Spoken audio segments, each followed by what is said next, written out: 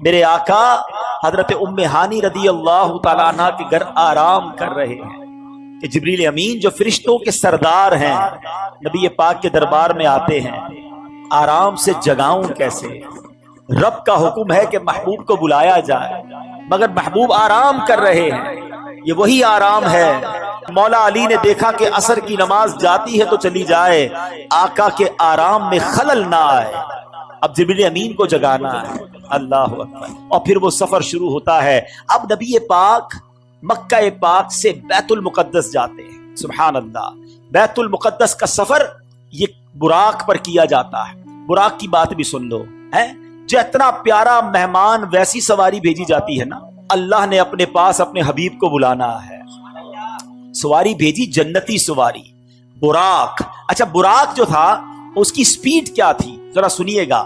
حدیث میں مضمون ملتا ہے کہ براق کی سپیڈ اتنی تھی کہ جدھر نگاہ پڑتی تھی ادھر اس کا پیر پڑتا تھا، اگلا قدم ادھر رکھتا تھا دوبارہ آئی سائڈ جدھر جاتی تھی، اتنی سپیڈ سے یہ ٹریول ہوا۔ اور سبحان اللہ براق کے اندر ایک زبردست شاک آبزرور بھی تھا۔ لوگ کہتے ہیں گاڑی وہ اچھی جس میں جھٹکے نہ لگیں، ذرا اسموتھ ڈرائیو ہونی چاہیے۔ دیکھو اللہ نے اپنے حبیب کو بلایا تو کس شان سے بلایا۔ جب یہ براق اوپر کی طرف جاتا تھا نا، آسمان کی طرف، تو روایتوں میں لکھا کہ اس کے پچھلے پیر بڑے ہو جاتے تھے۔ جب یہ اوپر جاتا تھا تو پچھلے پیر بڑے ہو گئے تاکہ اس کی پشت سیدھی رہے، نبی پاک کو سواری میں تکلیف نہ ہو۔ اچھا جب یہ براق نیچے اترا، اب کوئی گھوڑا نیچے اتر رہا ہے، آگے کی طرف ہو جائیں گے، پھر ڈیفیکلٹی ہوگی۔ فرمایا جب نیچے اترا تو اس کے اگلے پیر اونچے ہو جاتے تھے۔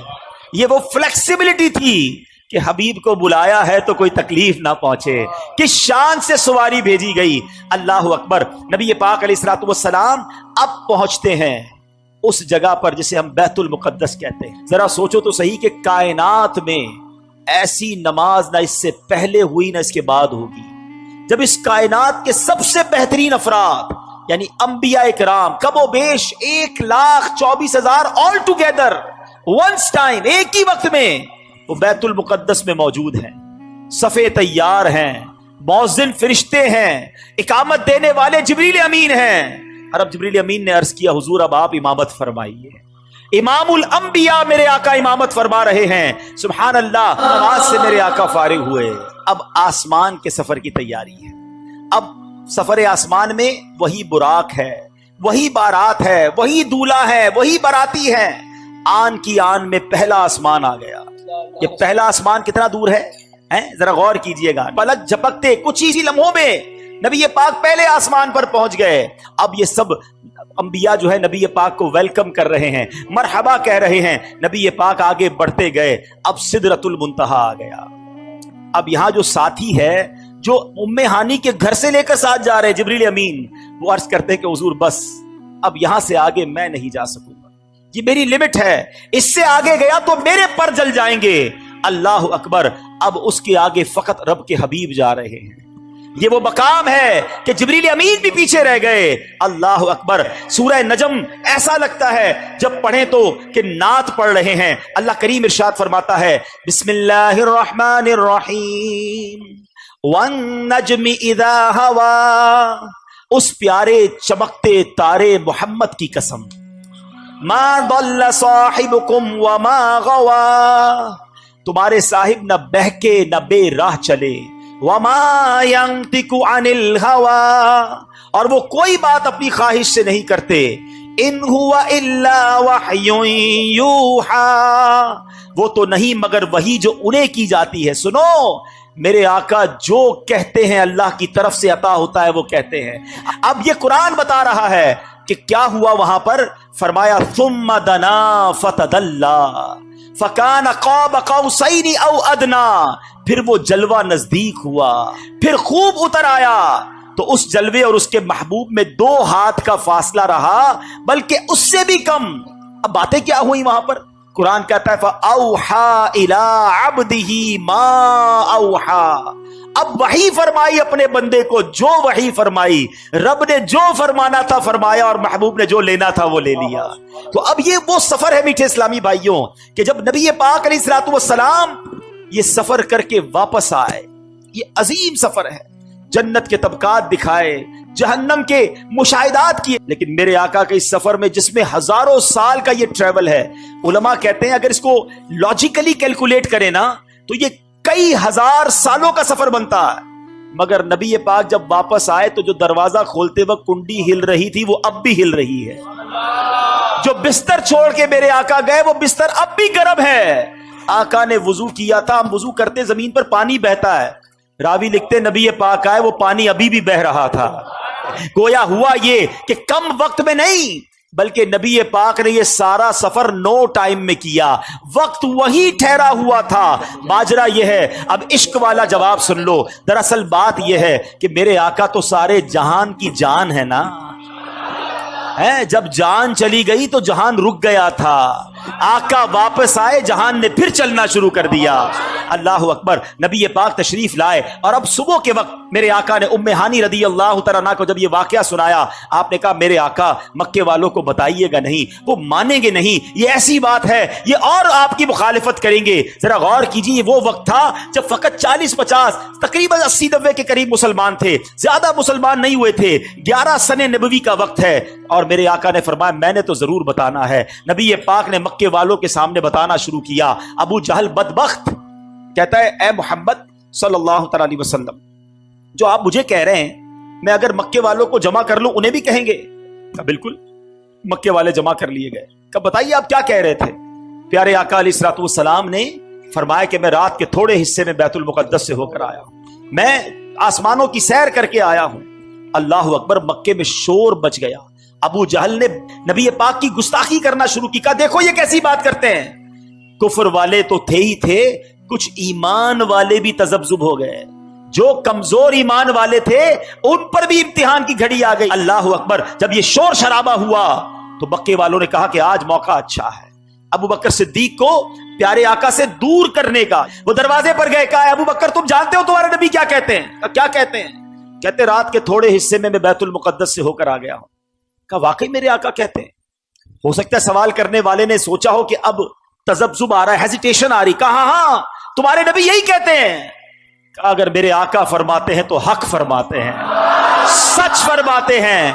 कहा ए अबू बकर तुम तो बड़े होशियार, बड़े अक्लमंद, तुम कैसे यकीन से कह सकते हो ये सच है? क्या कमाल का जवाब दिया। फरमाते मैं तो इससे बड़ी खबरों की तस्दीक करता हूं। जब नबी पाक मुझे आसमान की खबर देते हैं कि जिब्रील आते हैं, कुरान लाते हैं, वही नाजिल होती है, ना जिब्रील को देखा ना कुरान नाजिल होते देखा। मैं नबी पाक की जब उन बातों को मानता हूं तो मैं इसको भी मानता हूं। तो बहरहाल मेरे बीच इस्लामी भाइयों, ये सफर कंप्लीट हुआ, मगर इस सफर में एक और बड़ा कमाल का काम हुआ। नबी पाक अलैहिस्सलातु वस्सलाम को एक तोहफा दिया गया, और वो तोहफा क्या है? नमाज का तोहफा दिया गया। जब मेरे आका वापस आ रहे हैं तो हजरत मूसा अलैहिस्सलातु वस्सलाम से मुलाकात हो। क्या ए मोहम्मद सल्लल्लाहु अलैहि वसल्लम रब की बारगाह से क्या लाए हो? प्यारे आका फरमाते हैं कि मुझे 50 नमाजें मेरी उम्मत पर फर्ज की गई है। हजरत मूसा कहते हैं ए मोहम्मद सल्लल्लाहु अलैहि वसल्लम अब वापस जाइए, कम करवा कर लाइए, मैंने बनी इसराइल मेरी कौम को देख लिया है, ये 50 नहीं पढ़ सकेंगे।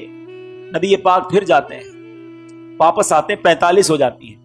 बताइए 45 हो गई? कहा नहीं और जाइए, ये ज्यादा है, कम करवाइए। फिर जाते हैं, 40 हो जाती है। फिर जाते हैं 30, 35, 30। आप अर्ज करते रहे, प्यारे आका जाते रहे, बार बार नबी पाक जा रहे हैं, आखिर 5 हो गई। हजरत मूसा ने तो वहां भी कहा था हुजूर इसको भी कम करवा के लाइए। नबी पाक फरमाते हैं मुझे हया आती है अल्लाह की बारगाह से। मगर वहां से इरशाद क्या हुआ? हदीस पाक है कि जब 50 से 5 कर दी गई तो आवाज दी गई, ए महबूब हमारी बात नहीं बदलती, आप अलैहिस्सलातु वस्सलाम के लिए इन 5 के बदले में 50 का सवाब है। ए मुसलमानों, ये तोहफा मेराज की रात मिला। तो आज सब नियत कर लें कि आज के बाद हमारी कोई नमाज कज़ा नहीं होगी इंशाअल्लाह। तो अब ये समझने वाली बात है कि ये अहादीस में है, अल्लाह के हबीब फरमा रहे हैं कि मुझे हजरत मूसा ने कहा कि जाइए वापस अर्ज कीजिए। तो इसका मतलब ये हुआ कि अल्लाह के नेक बंदे और अंबिया तो सुभान अल्लाह, अंबिया, सहाबा, औलिया अल्लाह के करम से ये दुनिया से पर्दा फरमाने के बाद भी मदद करते हैं। ये यकीनन हमारा अकीदा है कि जितने ये जो बुजुर्गाने दीन हैं, ये मरने के बाद जो भी हेल्प करते हैं ये अल्लाह की अता से करते हैं।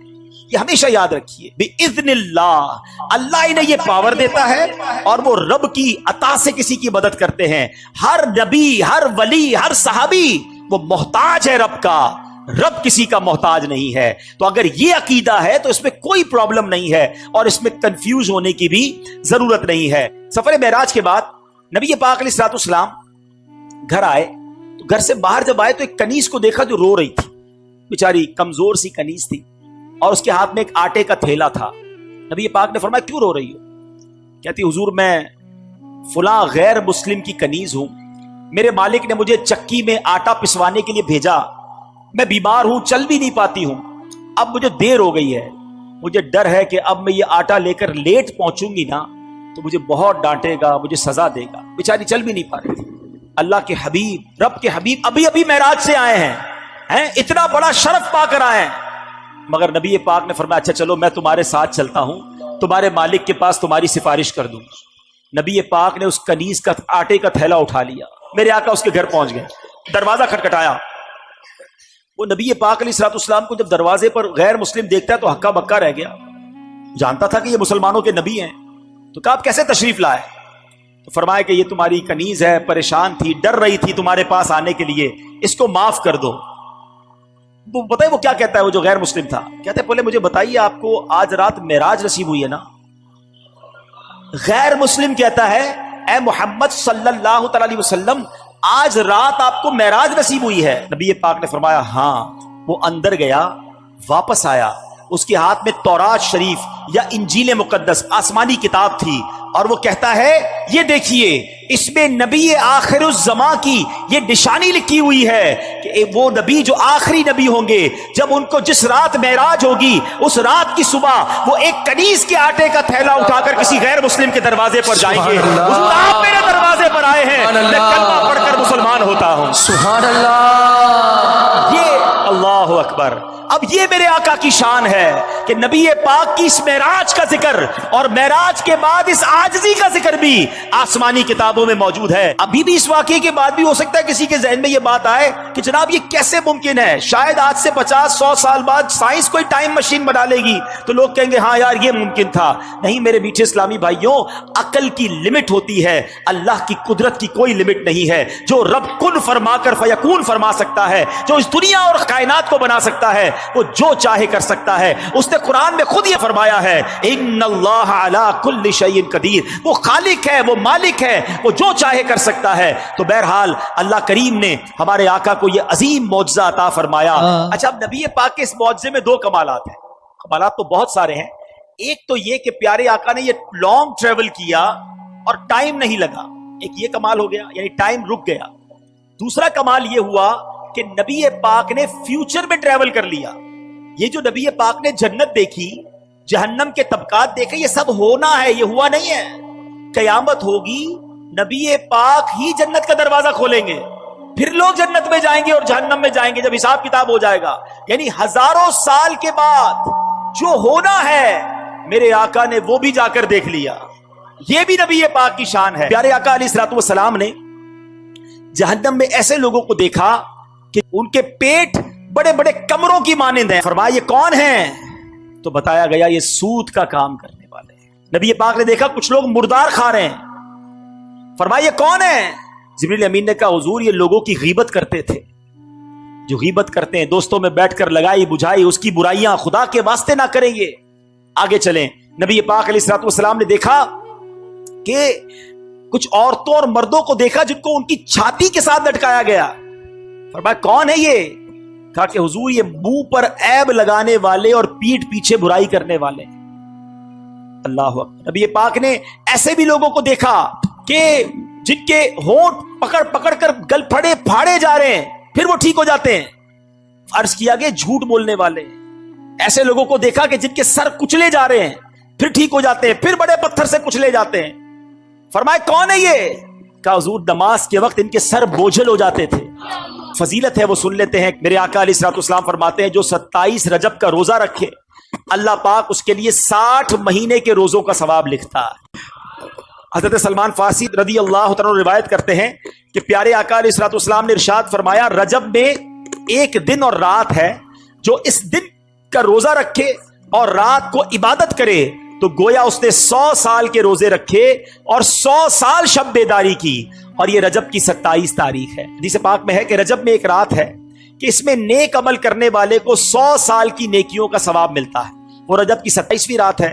جو اس رات میں 12 رکعت پڑھے اور ہر رکعت میں سورہ فاتحہ اور اس کے بعد کوئی بھی سورت ملا لے اور ہر 2 رکعت پر التحیات پڑھے اور پوری 12 رکعت پڑھنے کے بعد سلام پھیرے، یعنی ایک ہی سلام سے پڑھنی ہے 12 رکعتیں، ہر 2 رکعت بعد التحیات پڑھ کے پھر کھڑے ہو جائیں. سورہ فاتحہ کے ساتھ کوئی بھی سورت ملا لے، بہتر ہے 3 بار سورہ اخلاص پڑھ لیں. ٹھیک ہے. اب جب 12 رکعتیں پوری ہو جائیں تو پھر آپ نے 3 تسبیحاں پڑھنی ہیں. 100 بار کیا پڑھنا ہے؟ سبحان اللہ والحمد للہ ولا الہ الا اللہ واللہ اکبر. یہ 100 بار پڑھیں.